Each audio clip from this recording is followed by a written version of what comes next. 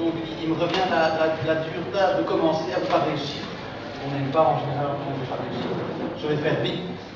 Donc d'abord, peut-être vous dire que quand lui m'a demandé qu'on parle de la jeunesse dans ce quartier du Canal, ça semble une évidence quand on regarde par exemple cette carte-là qui vous montre où est-ce qu'il y a des jeunes dans la population. Sur ce genre de carte, très clairement, les abords du canal ressortent de manière importante. Là, on est avec la part des 3-6 ans. Eh bien, on voit que c'est vraiment les quartiers dans lesquels on se situe ici qui ressortent parce que c'est ici qu'il y a beaucoup de jeunes. Je vais envoyer la suivante. Même chose si on prend les âges suivants, les 7-17 ans, idem, cette zone du canal. Ressort toujours très fort, et avec les quartiers qui sont plus extérieurs, qui ont des valeurs plus faibles, c'est des quartiers où la proportion de jeunes en population est moins importante. Alors, il y a aussi évidemment d'autres cartes qui ressemblent à celle-là, mais qui ne parlent pas de la même chose. Cette carte-là, elle parle du chômage des jeunes. Mais par chance, elle est tout à fait superposable à la carte précédente. Ce sont évidemment aussi ces quartiers à proximité du canal qui connaissent un chômage des jeunes important. Alors, c'est valable pour le chômage, mais c'est valable aussi pour tout un tas d'indicateurs qui prétendent mesurer la précarité. Là à gauche, vous avez une carte de la précarité à Bruxelles. Quand c'est bleu foncé, ça veut dire qu'une multitude d'indicateurs qui prétendent parler de la précarité, que ce soit le type de diplôme, que ce soit l'importance du chômage, que ce soit la qualité du logement, que ce soit la qualité de l'environnement, eh bien quand c'est bleu foncé, ça veut dire que tout ça est plutôt bas. Et à droite, vous avez cette carte. C'est la même que celle de tout à l'heure, c'est celle des quartiers où la jeunesse se concentre à Bruxelles. Et donc ce qu'on voit bien, c'est qu'il y a vraiment une bonne superposition. Donc parler de la jeunesse à Bruxelles, c'est évidemment, et ça les acteurs de terrain le savent, c'est aussi parler de la précarité de ces jeunes. Alors, à Bruxelles, on a une polarisation qui est très importante. On a des écarts sociaux à Bruxelles qui sont importants et qui, pas de chance pour nous, vont en s'accroissant dans le temps. Ça, c'est un petit graphique avec la part des jeunes qui vivent dans des ménages où il n'y a pas de revenu du travail. Donc ça veut dire que les parents sont soit au chômage, soit au CPF.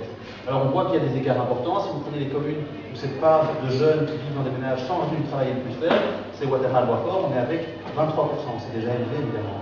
Et dans les quartiers où cette valeur-là est le plus importante, eh bien on est à 41-45%. Molenbeek-Saint-Jean, on est à 41%. Ça veut dire quoi? C'est-à-dire que presque un jeune sur deux vit dans un ménage où les parents ne sont ni l'un ni l'autre au travail.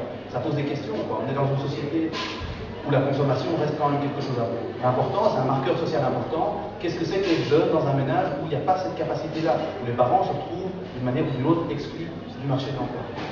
Alors, il n'y a pas seulement la situation socio-économique, les parents qui jouent pour ces jeunes. Ça, c'est un petit graphique avec, vous avez en horizontal l'âge, et en vertical, c'est la part des jeunes qui continuent à habiter chez leurs parents. Donc évidemment, à gauche du graphique, ce sont les jeunes vraiment jeunes, à 17 ans, une majorité d'entre eux habitent chez les parents. Et puis, au fil du temps, quand les jeunes grandissent, ils s'émancipent et ils quittent le noyau familial. Si on regarde à des âges, par exemple, ici, là, à partir de 25 ans, eh bien, on observe des courbes qui ont baissé, mais qui n'ont pas baissé de la même manière partout. Celle qui est la plus haute en rouge, c'est la jeunesse de ces quartiers, on va dire, précarisés, et qui est, on l'a dit, qui est la zone précarisée de Bruxelles. Elle se colle assez bien à cette zone des abords du canal. Donc on a des parts importantes de ces jeunes qui ne peuvent pas quitter le domicile familial. Alors c'est vrai aussi dans les quartiers les plus aisés. Si on regarde les courbes vertes, ça ce sont les jeunes des quartiers aisés. Donc là aussi dans les quartiers aisés, certains jeunes ne décohabitent pas, c'est-à-dire qu'ils continuent à résider chez leurs parents. Les moteurs de ces stratégies résidentielles-là sont tout à fait différents. Si on regarde plus en détail le statut de ces jeunes des quartiers précarisés qui continuent à vivre chez leurs parents, ils habitent dans des logements qui sont suroccupés.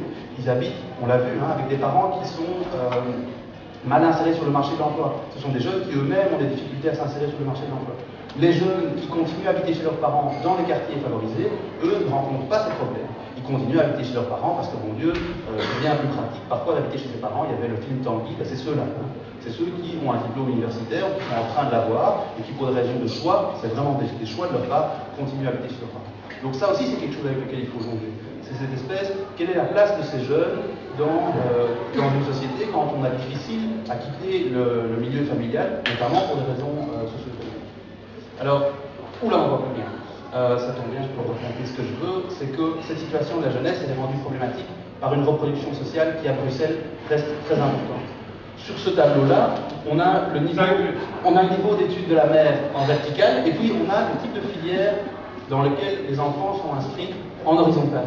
Alors, ce qu'on voit, c'est que quand la mère est universitaire, à 80%, l'enfant se retrouve dans une filière générale. Quand la mère est universitaire, il n'y a que moins de 5% des enfants qui se retrouvent dans les filières techniques ou professionnelles.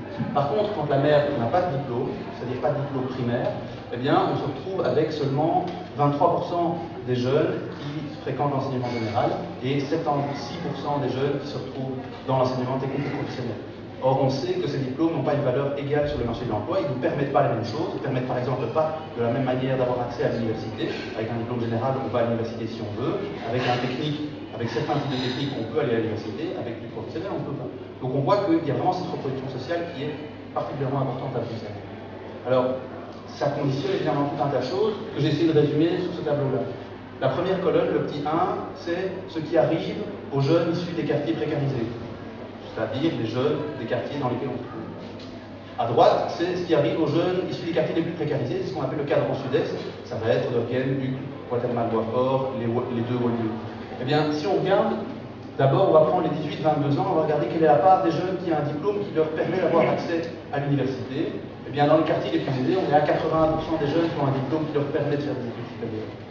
Dans les quartiers les plus précarisés, on est à 45% des jeunes qui ont ce diplôme qui leur permet éventuellement, s'il y a les moyens, d'aller vers l'enseignement supérieur. Et puis, on peut regarder, parmi ceux qui ont un diplôme qui leur permet de faire des études supérieures, quelle est la part qui vont effectivement le faire. C'est la deuxième ligne.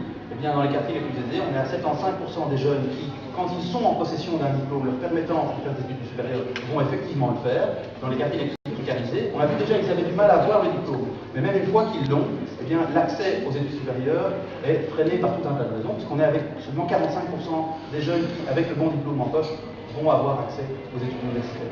Au final, si on cumule, si vous voulez, à chaque embranchement, on regarde les probabilités qu'a un jeune de diriger vers telle ou telle filière, on se rend compte que dans les quartiers les plus précarisés, on est avec 7% des jeunes qui suivent une formation universitaire, contre 40% dans les quartiers les plus aisés. Ça vous donne une idée de l'amplitude de ces disparités sociales qui traversent un territoire aussi restreint que Bruxelles.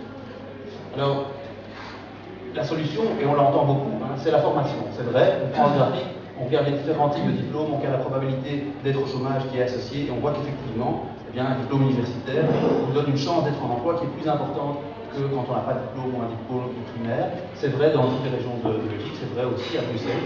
Le diplôme reste une bonne arme contre le chômage.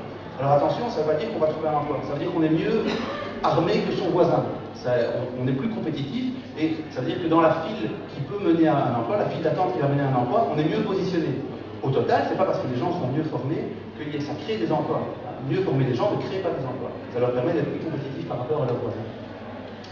Alors, donc on peut, quand on voit ça, quand on voit le rôle de la formation sur la probabilité d'être en emploi, il faut questionner le monde de l'école. On le sait bien, le monde de l'école est traversé par tout un tas de difficultés. Il y a des orientations qui sont problématiques.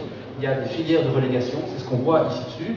En bleu, ce sont la part des élèves de la commune qui fréquentent l'enseignement général.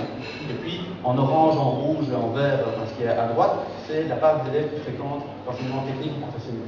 On voit qu'à Saint-Josse et à Molenbeek, on est autour de 30% des élèves qui sont inscrits dans le général. Dans les deux hauts lieux, eh bien c'est l'inverse, on a 70% des élèves qui sont inscrits dans le général. Le monde de l'école doit être questionné par rapport à ce genre de conseils. On sait qu'il y a un impact important, on l'a déjà dit, de l'origine sociale sur le type de filière qui va être suivi. Alors, mais attention, il ne faudrait pas que ça apparaisse comme trop simple. Parce que ça, c'est les taux de chômage à diplôme égal. C'est-à-dire, on prend les gens qui n'ont pas de diplôme et on regarde est-ce qu'ils sont au chômage. On voit quoi? On voit que dans les quartiers précarisés, à diplôme égal, la probabilité d'être au chômage est bien supérieure à ce qu'on observe dans les quartiers aisés. Alors, c'est la même chose pour les personnes diplômées du supérieur. Ça, c'est la carte des diplômés du supérieur.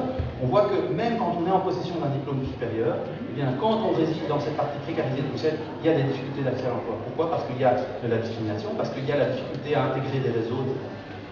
Alors, je vais juste terminer là-dessus. Là, la courbe en bleu, c'est la part des gens qui sont peu formés.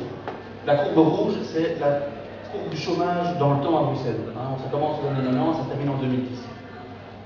La part des gens qui sont peu formés décroît dans le temps, indubitablement. La part des gens qui sont au chômage, elle reste stable. Ça veut dire qu'il ne faudrait pas... Il ne faudrait pas qu'il n'y ait que l'emploi qui soit entrevu comme une solution.